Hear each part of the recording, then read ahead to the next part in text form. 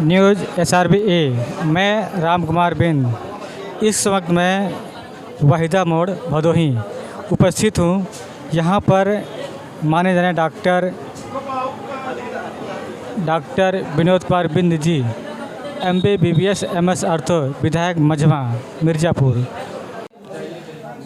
इस समय यहाँ पर उपस्थित हूँ जहाँ पर डॉक्टर विनोद कुमार बिंद जी बैठते हैं। यहाँ पर काफ़ी लोग पेशेंट आए हुए हैं और हम डॉक्टर साहब से एक बार बातचीत भी करेंगे पेशेंट के बारे में और समाज के बारे में। बहुत चर्चित में रहते हैं डॉक्टर साहब। आप लोग देख रहे हैं जहाँ मैं बैठा हूँ, मुझे परिचय देने की ज़रूरत नहीं है और परिचय ही डॉक्टर साहब खुद दे देते हैं। मैं नहीं, बहुत सारे लोग दे देते हैं। मैं जहाँ जहाँ पे जाता हूँ, लोग डॉक्टर साहब के बारे में लोग ऐसे बात करते हैं कि महान, जैसे एक भगवान होते हैं, महान के रूप में हुए हैं। तो मैं उनसे बात करूँगा। तो डॉक्टर साहब मुझे एक बात बताइए, पहले आप डॉक्टरी में आए कि पहले समाज सेवा में आए, पहले राजनीति में आए? मुझे यही आपके लोगों के बारे में जानना चाहते हैं। पहले तो आपको और आपके चैनल को और आपके चैनल देखने वालों को मेरा नमस्कार। आपने बहुत अच्छा सवाल किया। पहले सबको मैं कहता हूँ, पहले जो मेरी जो मूलभूत आवश्यकताएँ हैं, हमें एजुकेशन, शिक्षा पहले लेंगे। जब शिक्षा लेने के बाद जो है अपने अंदर खुद स्वतः एक इंसानियत डेवलप होती है, वही बताती है कि आपको क्या करना क्या नहीं करना है।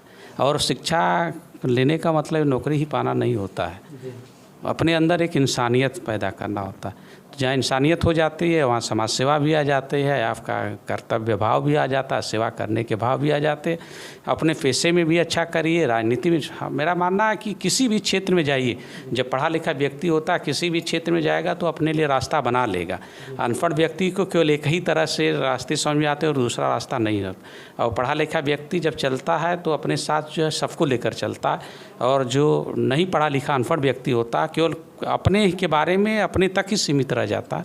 तो मेरा जब से मैंने होश संभाला, पढ़ाई को प्राथमिकता देते हुए भी और सबको एक साथ जोड़ने का काम करना और सबको एक साथ लेकर चलने का काम शुरू से मैंने किया।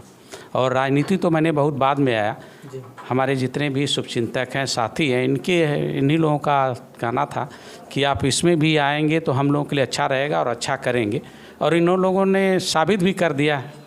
पिछला चुनाव आप देखे भी, इतना बड़े मार्जिन से 15 दिन में मुझे जिता देना, तो इन्हीं लोगों का परिश्रम का फल था। मेरे साथी जो है, मेरे सहयोगी हैं, इन्हीं का था।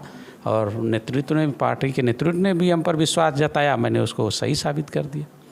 और डॉक्टर साहब, अगर आप मुंबई में जाते हैं, बिंद समाज विकास संघ संस्था है, लेकिन आप जब मुंबई में जाते हैं तो आप इतना धमाल क्यों मचा देते हैं?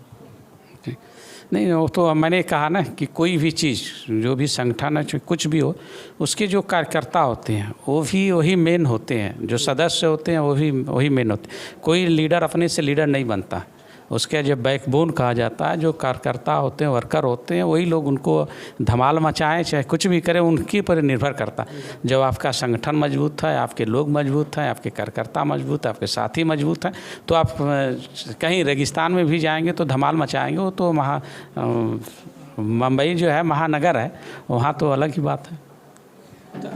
देखिए, जो डॉक्टर साहब ने बताए हैं बहुत बेहतरीन तरह से बताए हैं और हर व्यक्ति को समझना चाहिए।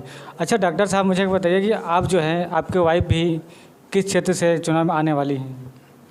ये तो पार्टी नेतृत्व का डिसीजन होता है, वो हम लोग डिसाइड नहीं करते हैं। हम लोगों का काम होता है कि जो भी सरकार की नीतियां हैं उसको जन जन तक पहुंचाया जाए, अच्छा काम किया जाए, जो भी योजनाएं आती हैं, जो भी लाभार्थी हैं उनको तक पहुंचाया जाए। स्वतः ही अपने आप जो योजनाएं पहुंचती हैं, अपने आप लोग जुड़ते हैं। अभी आपने आज ही का रिजल्ट देखा, 4 स्टेट का आया, 3 स्टेट पर जो है NDA गठबंधन ही छाया हुआ है।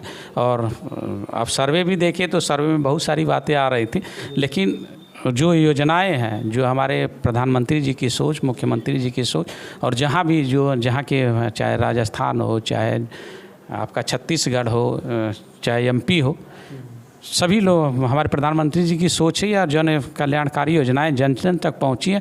और आम आदमी ने बता दिया कि इससे अच्छी कोई सरकार नहीं है, इसलिए इस बार फिर बहुमत में आया है। यहाँ भी 24 में भी आदरणीय प्रधानमंत्री मोदी जी फिर पूर्ण बहुमत के साथ आएंगे, सरकार बनेगी। 2024 की भी सरकार बनेगी और उनके बारे में भी जानकारी लेते हैं। जो आपके बिंद सब विकास संघ के राष्ट्रीय अध्यक्ष डॉक्टर शरद बिंद हैं, उनके बारे में क्या कहना चाहते हैं? हमारे राष्ट्रीय अध्यक्ष जी की सोच बहुत अच्छी है। उन्होंने उस जगह पर, उस महानगर में एक संगठन को तैयार करना, इतने बड़े संख्या में तैयार करना किस छोटा काम नहीं होता, बहुत बड़ी बात होती है। उनका तो शुरू से ही लगाव है कि समाज के लिए अच्छा काम किया जाए, समाज के निचले पायदान पर खड़ा व्यक्ति उसके लिए काम किया जाए और अपने समाज में एक जागरूकता लाया जाए। उस चीज़ को हम लोग कर रहे हैं। राष्ट्रीय अध्यक्ष जी हैं, कभी दिल्ली जाते हैं, कभी बॉम्बे जाते हैं, कभी उत्तर प्रदेश, जहाँ ज़रूरत होती है वहाँ अपने संगठन को, अपने लोगों को जगाने और एक साथ लेकर चलने का प्रयास करते हैं।